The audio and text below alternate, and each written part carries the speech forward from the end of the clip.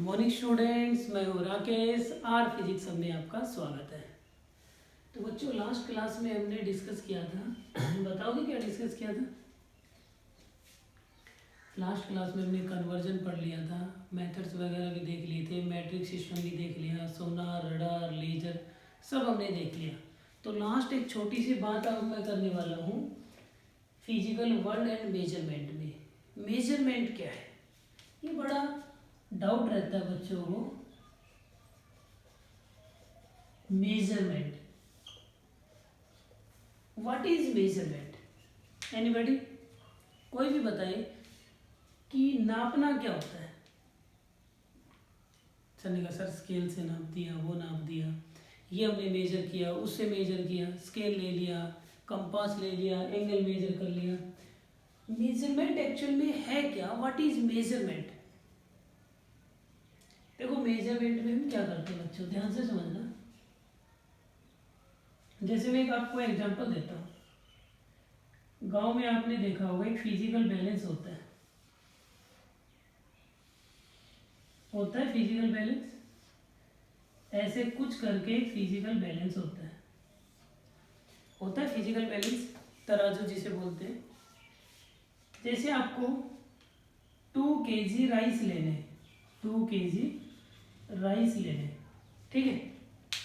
तो आप क्या करेंगे, इस साइड रखेंगे 2 kg, 2 kg का मेजरमेंट का आता है, बट्टा आता है 2 kg का, वो आप इस पैन में रखेंगे, और जो राइस है वो इस पैन में रखेंगे। कब तक आप राइस इसमें डालते रहेंगे? जब तक ये दोनों इक्वल ना हो जाए। बल्कि जब राइस का वेट 2 kg वेट के इक्वल हो जाएगा, तब हम बोल देंगे कि राइस 2 kg हो गए हैं। तो बेसिकली आपने क्या किया बेटा, ये आपके पास अननोन क्वांटिटी है, अननोन फिजिकल क्वांटिटी,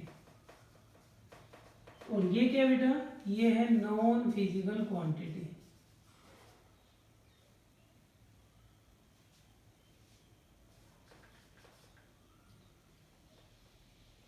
ये है non physical quantity.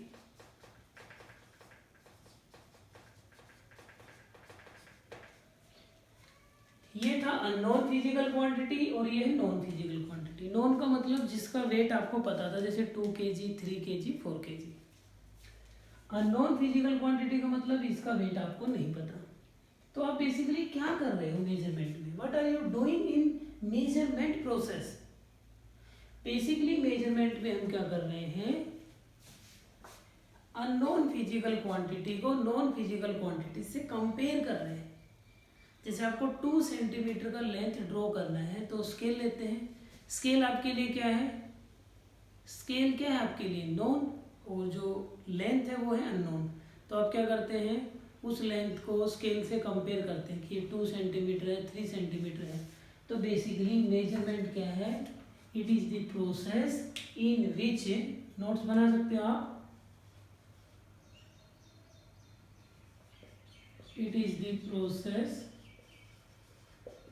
in which we compare unknown physical quantity with non physical quantity. It is a process in which we compare a known physical quantity with non physical quantity. तो measurement में basically क्या होता है बच्चों, unknown physical quantity को non physical quantity से compare किया जाता है। जैसे राइस अननोन थे, और पैन के अंदर जो 2 kg है ये नॉन है, तो जस्ट कंपेरिजन। तो ये होता है मेजरमेंट। लेंथ के लिए स्केल से मेजरमेंट करते हैं, वेट के लिए आपको वेट के जो इंस्ट्रूमेंट हो उनसे मेजर करते हो। बहुत सारे तरीके हैं, इलेक्ट्रिसिटी को मल्टीमीटर, मीटर से, बहुत सारे हमारे इंस्ट्रूमेंट हैं। तो ये तो हुआ मेजरमेंट, कि नॉन को अननोन से कंपेयर करना, अननोन को नॉन से कंपेयर करना।